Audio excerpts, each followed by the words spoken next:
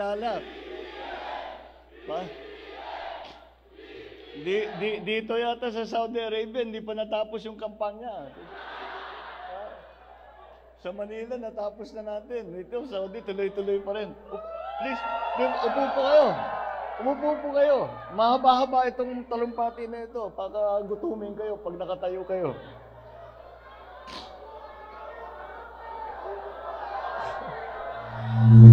Masaya talaga. Sinasabi ko ate sa mga kaibigan ko tiga rito na sumama sa akin ngayong gabi. Sabi ko sa kanila, pagmasdan ninyo, wala pa kayong nakitang ganito na kasing kasaya ng pagka nagsasama ang mga Pilipino, nagkantahan na at nagsayawan na, ay talagang napakasaya. At talaga yan ang ugali ng Pilipino. Kahit na nahihirapan na, kahit na may problema, kahit na nalulungkot talaga sa loob, nakangiti pa rin at nagbibiro pa rin at nagtsatsaga pa rin. Yan ang husay ng Pilipino. At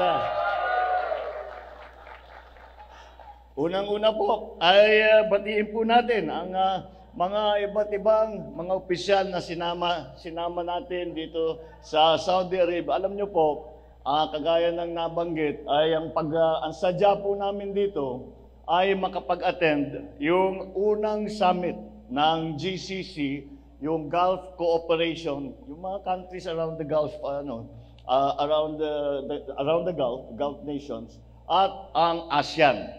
Dahil ang ASEAN at saka ang Middle East, ang rehiyon na ang pinakamasigla na ekonomiya ngayon sa mundo. Kaya pinagsasanib puwersa ang Middle East at saka ang Asia upang talaga namang mas maganda pa ang pagbawi natin, pag-recover natin. At marami po tayong nagawa at marami po tayong na kausap upang makatulong sa ating mga plano sa Pilipinas.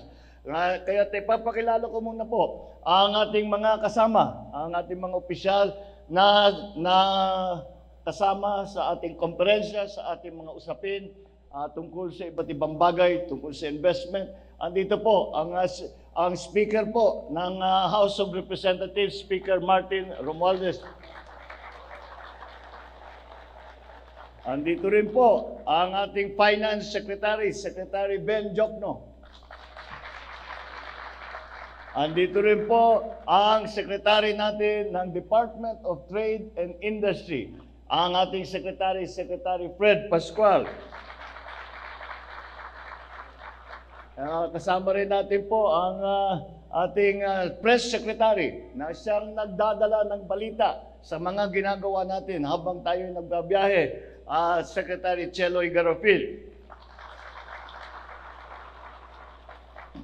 Ang tumutulong po sa inyong abang lingkod, ang Special Advisor ng Pangulo po for Investment and Economic Affairs, Advisor Frederick Go.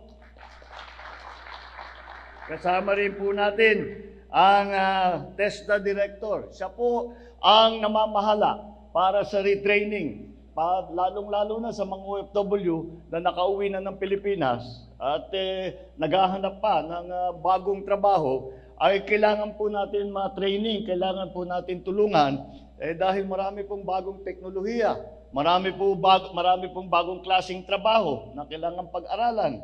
At yung ating mga pinapasukan na investment na mga sektor ay kailangan matutunan po ng ating mga workers kung paano ang pinakamagandang trabaho para gawin nila. Ang namumuno po ng ating TESDA Director General Teng Magundadato.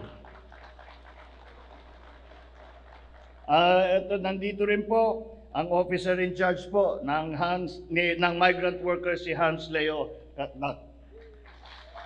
Siya po ay namamahala ng Department of Migrant Workers, yung department na binuo, yung pinakabagong department ng pamahalaan. At siguro alam po ninyo na ang unang umupo bilang kalihim ng Department of Migrant Workers ay si Secretary Toots Ople na napakahusay at napakagaling. At marami talaga siyang karanasan at marami talaga siyang ginagawa at napakasipag, napakahusay. Ngunit minalas po tayo at hindi na siya nawala na at siya pumanaw na. Ngunit hindi po natin kinakalimutan ang kanyang advokasya na tulungan lahat ang ating migrant workers, tulungan ng lahat ng ating overseas workers, kahit saan man, kahit anuman ang problema, tuluyan po ang trabaho ng pamahalaan upang suportahan kayong lahat. Andito rin po ang ating Chargé d'Affaires na nagsalita, Chargé d'Affaires Romel Romato, ang ating Special Envoy to Saudi Arabia, Under Secretary Jesus Domingo, mga kasama po natin sa private sector na ating partner po. Alam niyo po, dahil nung una akong umupo, tinitignan po namin kung ano yung mga kailangan gawin. Sabi ko, marami masyado ito, baka hindi kakayanin ng gobyerno lamang. Kaya't naman, linapitan po natin ang ating mga kaibigan na mga negosyante. At sinabi namin, magtulungan tayo dahil hindi kaya lahat ng pamahalaan. Ngunit pagka tayo ay magsanib puwersa, pagka tayo ay nagtulungan, ay palagay ko, makakamtan natin lahat ng ating mga pangarap. We will achieve the goals that we have set for ourselves, for our country and for our people. Kaya kasama po natin ang mga ating tinatawag na partners in the private sectors at siyempre ating mga kababayan na nandito sa Saudi Arabia na nagsisipag at pinapaganda ang pangalan ng Pilipinas. Kayo po ang pinakamahalaga na naging nakasama natin na bisita ngayon. Ang lahat ng ating mga bisita, ladies and gentlemen, mga minamahal kong kababayan, salamat po sa pagdalo ninyo ngayong gabi. Nagpapasalamat din po ako na pinaunlakan ninyo ako at ang ating paanyaya upang magkita tayo dito sa Saudi Arabia.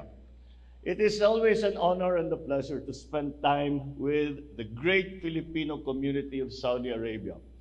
I wish to recall the first time, yung unang pagpunta ng isang pangulo rito sa Kingdom of Saudi Arabia ay ang taong 1982. At ang pumuntang pangulo rito ay ang aking ama na President Ferdinand Marcos Sr.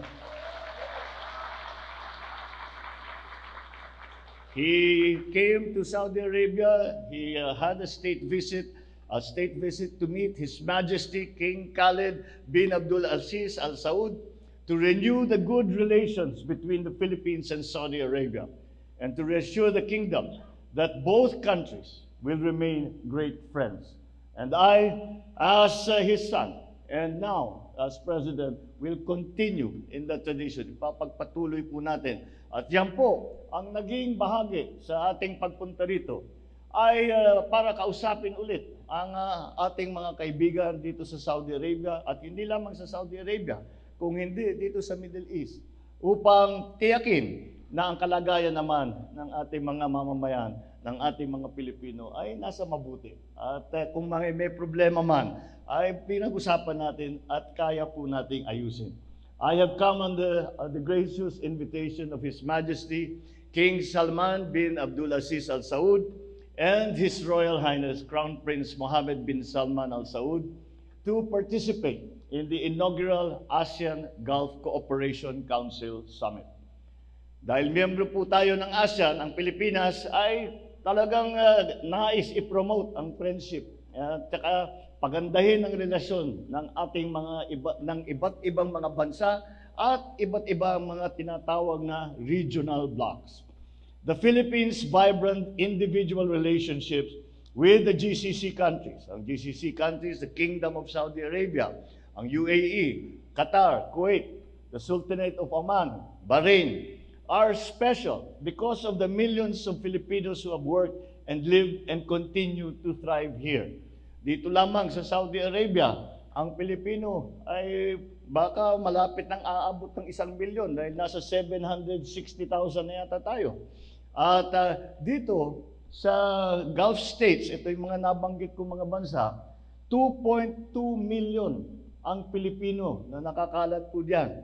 At naaalala ko po that the tremendous impact that overseas Filipinos have had on the Filipino economy. I would be remiss, of course, if I do not speak of the difficulties and the challenges that you have all encountered.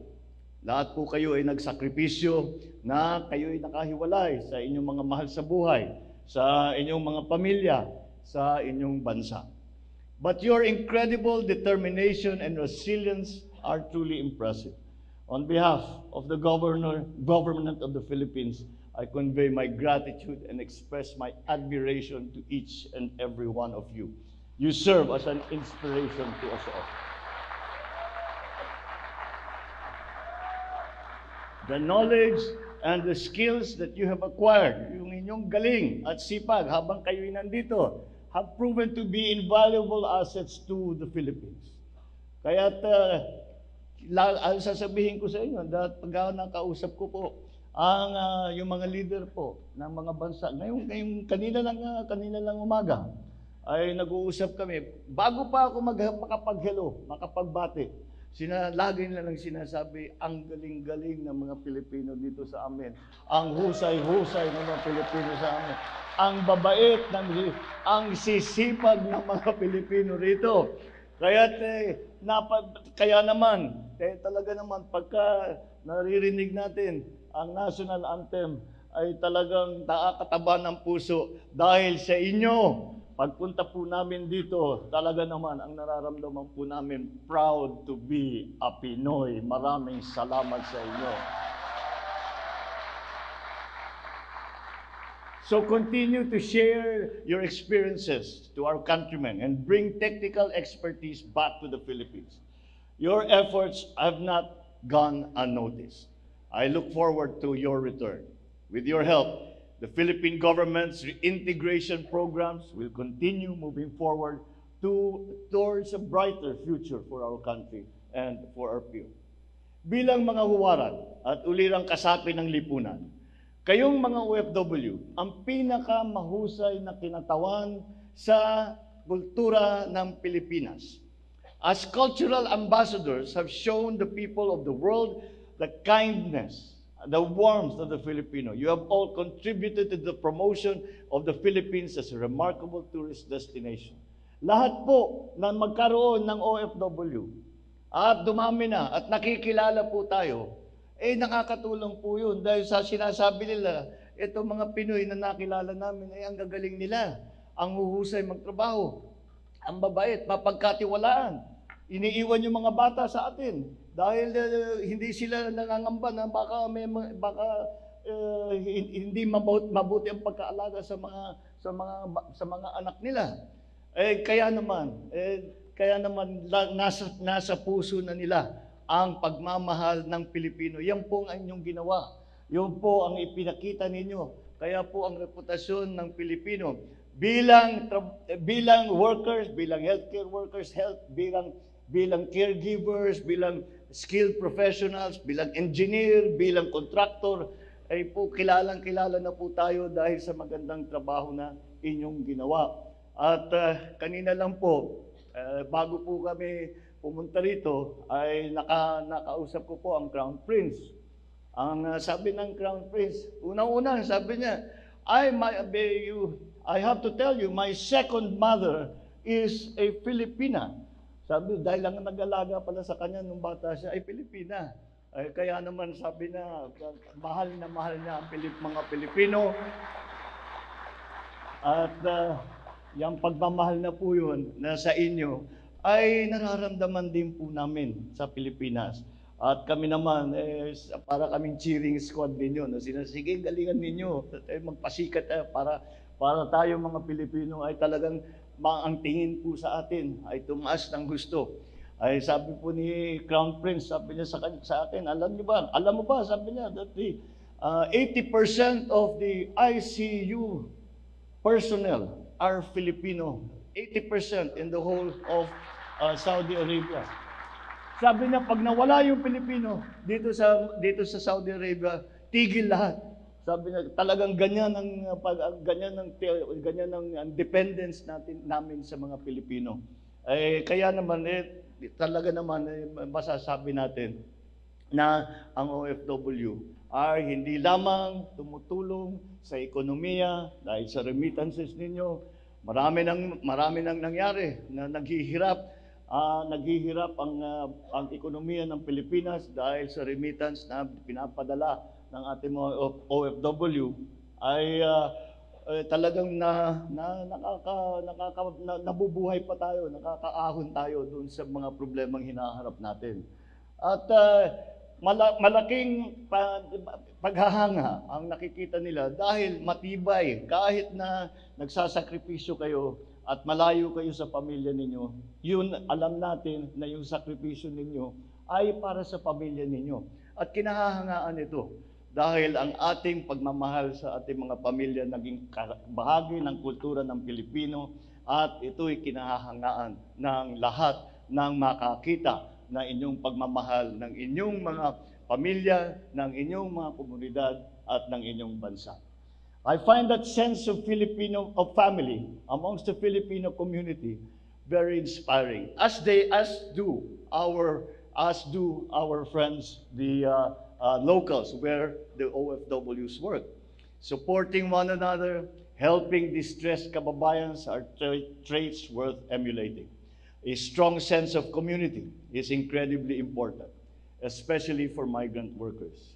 I request that the Filipino community in Saudi Arabia continue to help one another. At dito po tayo naging magaling dahil tayo ay nagtutulungan sa isa't isa. At hindi na tayo nagtatanong, basta't may nakita po tayo, yun ang ating ipinagmamalaki. Kung maalala ninyo, nung kampanya, yun ang aking sinasabi. Ang ugali ng Pilipino, ganyan talaga. Pagka may nakitang nahihirap, ay tutulungan. Lalong-lalo na pag Pilipino, nakita, may pangangailangan, gagawin ang lahat para ibigay sa kanila yung pangangailangan na yan. At yan talaga, nasa kultura na po natin. Ito po ay ang isang nagpapatibay sa inyong nagiging karanasan. Kapag kayo ay lumalayo sa Pilipinas at kayo ay nagtsatsaga at kayo ay nagtatrabaho ng mabuti, yan po ang para hindi tayo po mawala ng inspirasyon. Yan po ang bahagi ng kultura natin na hindi pinapayagan na makalimutan natin ang mga malalapit sa atin. But also the government is part of this process. We are committed to providing solutions to ease the lives of overseas Filipinos. I have instructed all the government agencies to utilize digital technology to streamline previously lengthy processes. The OFW Pass, for example, is a digital technology solution that removes the need for paper requirements, making returning to your country of work more convenient. Ito po ay inspirasyon din po ni Secretary Toots Ople, ay tinutuloy lang po namin. Further, we remain committed to developing Philippine economy and improving the lives of the Filipino people in general. Kaya't sa mga kababayan ko dito sa Saudi Arabia, maraming pong salamat sa inyo. Naway patuloy kayong magpagpalain ng may kapal. At bago po ako makapagtapos, hindi ko po maaaring tapusin ang aking pagsalita na hindi ako magpasalamat sa isuporta na ibinigay ninyo sa nakaraang halalan sa aming dalawa ni Inday Sara.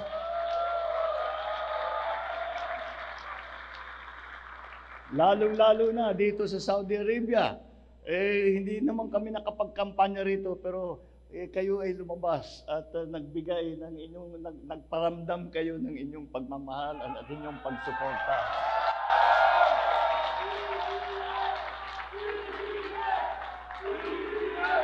Yes.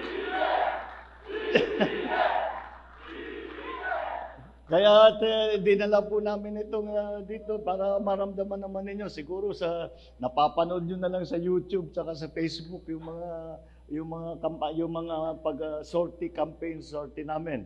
At nakita namin. Pero asahan po ninyo, Alam nyo po, kahit malayo kayo sa Pilipinas, yung sigaw ninyo, yung pagmamahal ninyo, yung inyong pagsuporta po sa amin at inyong paniniwala sa kinabukasan ng Pilipinas at ng Pilipino ay ramdam na ramdam namin. Yan po ang nagbigay sa amin ng lakas, ng tibay, ng loob na ipatuloy ang aming advokasya na ipagkaisa ang buong Pilipinas. Yan po ang ating kinampanya. Yan po ang inyong sinuporta. Yan po ngayon ang aming isusukli sa inyo. Ipagkakaisa natin ang Pilipinas para maging mas maganda ang buhay ng bawat Pilipino. At mas maganda ang Pilipinas. Napakalaking bahagi ng OFW sa lahat po ng aming pinaplano. Hindi po namin kayang gagawin lahat ng aming pinaplano kung wala po ang OFW. Kung di po namin maasahan ang trabaho, ang sipag, ang hinahanga na Filipino overseas workers na kinikilala na ngayon sa buong mundo. Kaya nangyayari po, sa galing talaga ninyo, we have become victims of our own success dahil gustong-gusto ng mga employer na kukunin nila, inuuna talaga nila, gusto nila Pilipino. Ang problema, nauubos ngayon yung mga trabahador doon sa Pilipinas. Kaya napalaki ang trabaho ni Dato Teng Mangundadato ng TESDA dahil kailangan niya mag-retraining para talagang kahit papano meron pa rin namang maiwan na mga magtatrabaho dun sa atin sa Pilipinas. Kaya natutupad naman natin ang ating mga pangarap, matutupad naman natin ang ating mga pangarap basta't ipagpatuloy po natin. Marami pong problema na dumadating, ngunit kagaya ng sabi ko, kagaya ng ugali ninyo, dun sa atin, nakikita ninyo, kahit na may hinaharap na problema, lagi naming iniisip, basta't magtulungan tayo, basta't magkaisa tayo. Kaya ang aming konsepto sa pamahalaan ay yung tinatawag na whole of government approach. Dahil hindi na kaya ng isang departamento lamang ang mga problemang hinaharap natin.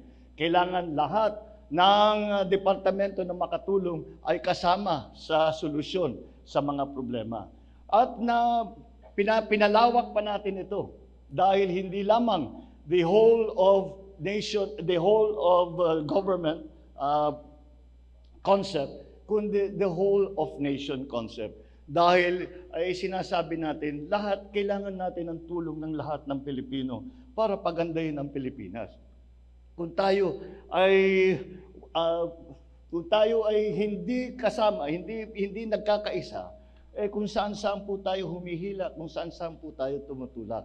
Ngunit, dahil sa suporta po ninyo at sa laki ng ibinigay ninyo na boto sa amin, ay makikita natin, ay dahan-dahan, ay pinagkakaisa natin ang Pilipinas at napatunayan na rin natin na ang Pilipino ay talaga naman mapagmahal.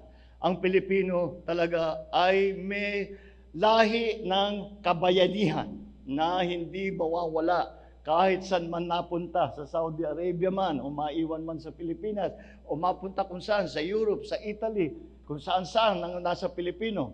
Ang binibiro ko nga sa kanila, sabi nila, lahat ng puntahan namin may Pilipino. Sabi namin, dinadahan-dahan namin kayong lahat. After a while, kami na magte-take over lahat kasi kahit saan ka pumunta may Pinoy. At yung mga Pinoy na yan ay nasa magandang posisyon at napakagandang reputasyon. Yan po ang ating inaasahan sa ugali ng Pinoy. Yan po ang inaasahan natin sa kultura ng Pilipino. Kayo po ang pinakamagandang halimbawa ng mga magagandang bahagi ng ating kultura. At iyan ang ipinakita ninyo sa inyong pagbiyahe, sa inyong pagtrabaho. Kaya naman po, pati na ang Pilipinas at ang mga naiwang Pilipino sa Pilipinas ay nararamdaman ang pagmamahal na kung tutuusin ay nanggaling sa trabaho ninyo, nanggaling sa sipag ninyo, nanggaling sa galing ninyo. Kaya uli, maraming salamat. Mabuhay ang OFW! Mabuhay ang Pilipino! Mabuhay tayong lahat. Maraming salamat po at magandang gabi po sa inyong lahat.